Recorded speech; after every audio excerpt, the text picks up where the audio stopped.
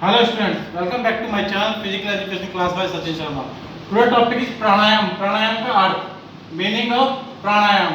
प्राणायाम जैसे मैंने आपको पहले बताया था कि प्राणायाम का मतलब क्या होता है. प्राणों पे आयाम लगाना, अर्थात प्राणों पर नियंत्रण करना या श्वास पर नियंत्रण करना. तो प्राणायाम श्वास पर नियंत्रण का विज्ञान है. प्राणायाम दो शब्दों से मिलकर बना है, प्राण जमा आयाम. जैसे मैंने आपको बताया प्राणों पर आयाम लगाना, तो प्राण जमा आयाम. प्राण जीवन को प्रदान करने वाला, आयाम का अर्थ है नियंत्रण. अतः श्वास पर नियंत्रण करना ही प्राणायाम कहलाता है. सांस लेना और सांस छोड़ना दोनों पर ही नियंत्रण करना प्राणायाम कहलाता है. इसे व्यक्ति श्वास पर नियंत्रण करके सीख सकता है.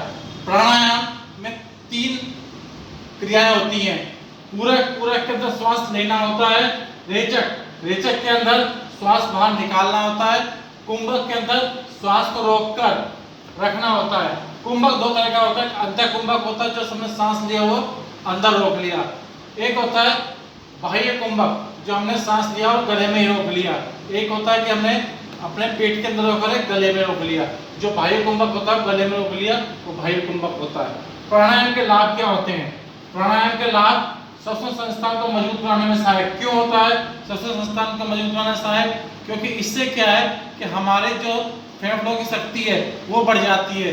ज़्यादा से ज़्यादा ऑक्सीजन ऑब्जर्वेशन की ताकत बढ़ जाती है, जिससे हम कोई भी कार्य करते हैं तो उसमें मन एकाग्र होता है. जैसे हम स्विमिंग करें, पढ़ें या कोई भी काम करते हैं तो हमारा डिसबैलेंस नहीं होता क्योंकि हमारे फेफड़ों की ताकत बढ़ जाती है. श्वसन संस्थान मजबूत करने में सहायक. स्नायु तंत्र क्या होता है? स्नायु तंत्र न्यूरो मस्कुलर सिस्टम होता है. न्यूरोमस्कुलर सिस्टम में क्यों बढ़ जाता है? क्योंकि जब हमारे शरीर में ज़्यादा से ज़्यादा ऑक्सीजन एब्जॉर्ब करने की ताकत बढ़ जाएगी तो हमारे शरीर में जो हमारा न्यूरो है, दिमाग को भी ज़्यादा से ज़्यादा ऑक्सीजन प्राप्त होगी. दिमाग को ज़्यादा से ज़्यादा ऑक्सीजन प्राप्त होगी तो उससे स्नायु तंत्र जो है वो शांत रहेगा क्योंकि उसको प्रॉपर ऑक्सीजन मिलेगी. अगर ऑक्सीजन नहीं मिलेगी तो वो विचलित रहेगा. इच्छाओं को कम करने में सहायक. इच्छाओं को कम करने में सहायक जब अपने प्राणों पर हम आयाम लगा लेंगे कि जितनी देर हम रोक सकते हैं तो उतनी देर हम किसी और चीज़ की चिंता नहीं करेंगे. हमें पता है हमने प्राण अपने रोक रखे हैं तो हमें किसी चीज़ की और इच्छा ही नहीं होगी. तो इच्छाओं को कम करने में सहायक.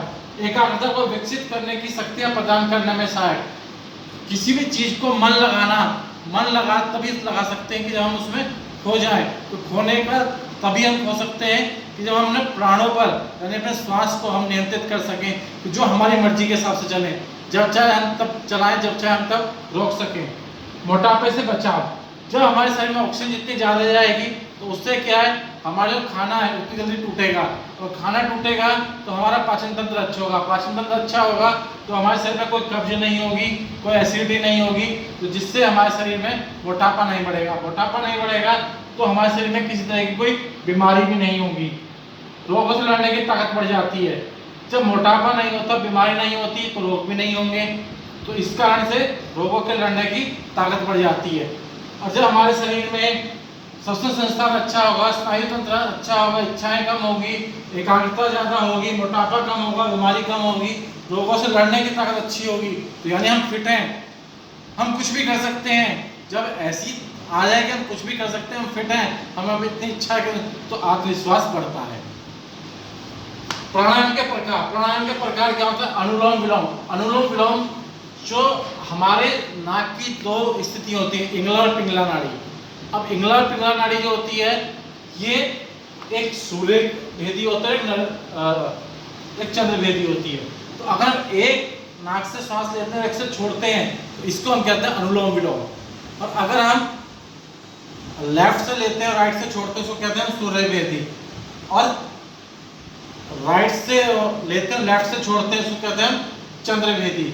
इसी तरह नाड़ी शोधन में जिस नाक से हम लेते हैं सांस उसी से छोड़ते हैं तो इसको हम कहते हैं नाड़ी शोधन.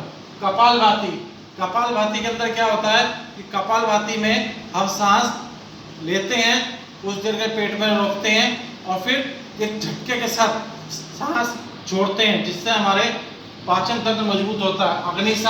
अग्निसार मतलब कि कोई चीज़ हम पीते हैं और फिर हम उसको बाहर निकालते हैं उल्टी टाइप में.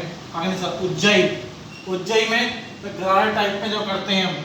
भस्त्रिका प्राणायाम में जैसे शेर की आवाज निकालते हैं, भ्रामरी, भ्रामरी में भरे की आवाज, आंखें बंद करके कान में अंगूठा लगा के उंगलियां दोनों आंखों पर लाके और जब सांस छोड़ते हैं एक भौरे की आवाज आती है कानों में से, तो इसको भ्रामरी प्राणायाम कहते हैं।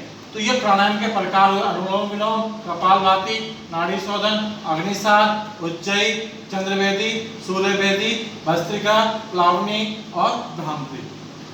तो इसी के साथ ये प्राणायाम की वीडियो समाप्त होती है। नेक्स्ट वीडियो देखने के लिए मेरे चैनल को लाइक, सब्सक्राइब और सब्सक्राइब के साथ जो बेल आइकन से प्रेस करें ताकि मेरे आने वाली वीडियो आपको सबसे पहले मिल सके। Thank you so much.